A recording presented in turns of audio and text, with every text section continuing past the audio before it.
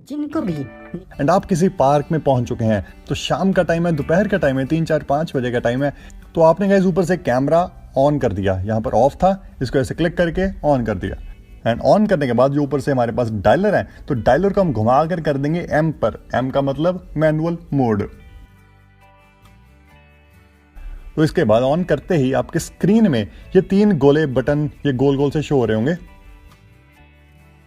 आप बस ये सोचिए, कैमरा नाम का एक बंदा है। आप ऐसे मान लीजिए कि कैमरा नाम का एक बंदा है और उस कैमरा नाम के बंदे के आगे 3 बच्चे हैं। कैमरे के आगे 3 बच्चे हैं, SAI ये बच्चों के नाम है। तो ऐसे ये 3 बच्चे हैं SAI, और अगर ये तीनों बच्चों को हम सही खुराक देंगे, सही खाना देंगे, तो ये सही से काम करेंगे, सही चीज सही आउटपुट हमें देंगे। यानी कि ये कैमरे के जो 3 बच्चे हैं, इनको सही सेटिंग हम देंगे तो ये सही फोटो हमें खींच के देंगे। तो सबसे पहले एस, जो एस बच्चा है सबसे पहले कैमरे का, एस का मतलब होता है शटर स्पीड।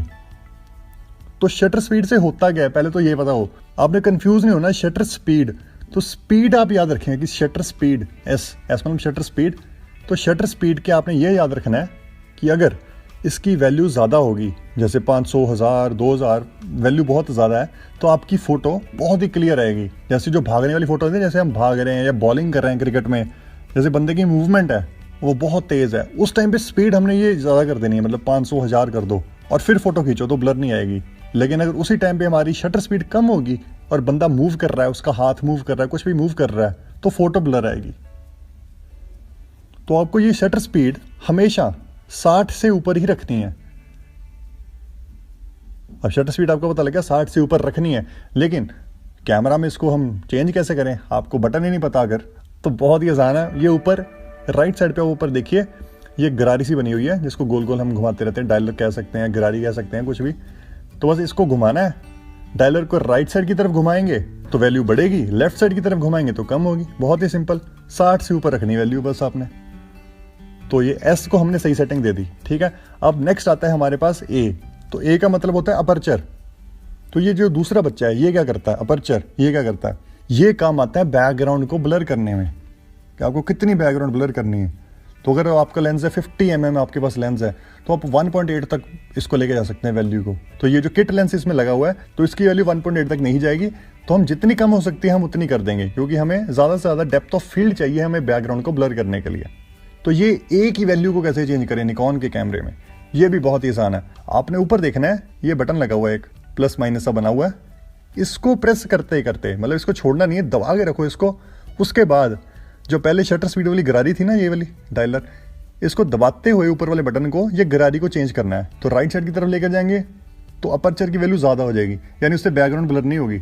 अगर इसको लेफ्ट साइड की तरफ लेकर जाएंगे तो बैकग्राउंड बहुत ही बढ़िया ब्लर आएगी।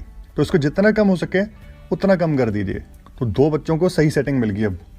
अब रहेगा हमारा तीसरा बच्चा, ओ कैमरे का बच्चा।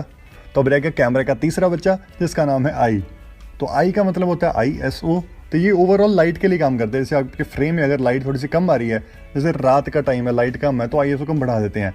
लेकिन अगर इसकी वैल्यू को आप ज़्यादा रखेंगे, बहुत ही ज़्यादा रख देंगे, तो आपकी फ्रेम में दाने दाने ग्रेन आनी शुरू हो जाएगी, जो बहुत ही गंदी लगती है। तो अगर दिन का टाइम है आप इसको 100 या 200 ही रखें, ज़्यादा से ज़्यादा 400 दिन के टाइम में, 400 से ज़्यादा इसको लेकर ही ना जाएं दिन के टाइम में। आप शटर स्पीड को कम कर सकते हैं, अगर लाइट कम आ रही है तो शटर को थोड़ा सा कम कर दीजिए जो पहले वाला था, लेकिन ISO को 400 से ज़्यादा तो बिल्कुल ही ना लेकर जाएं दिन में।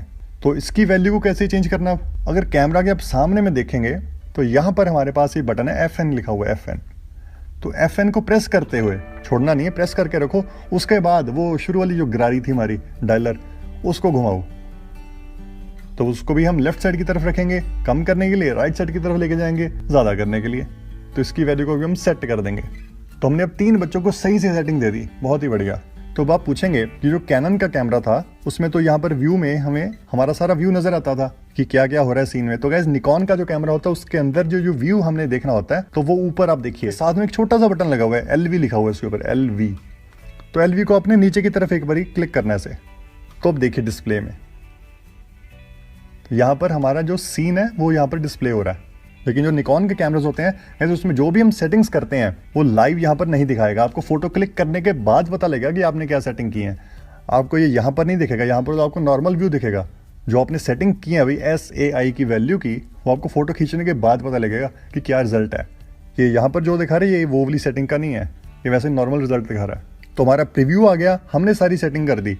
इसके बाद आता है फोकस कैसे करें। तो फोकस करने के दो ऑप्शन होते हैं, आगे से आप मैन्युअली कर सकते हैं या आप ऑटो फोकस में रखकर इसे ऑटो फोकस कर देते हैं। तो हम ऑटो फोकस पे कर देते हैं।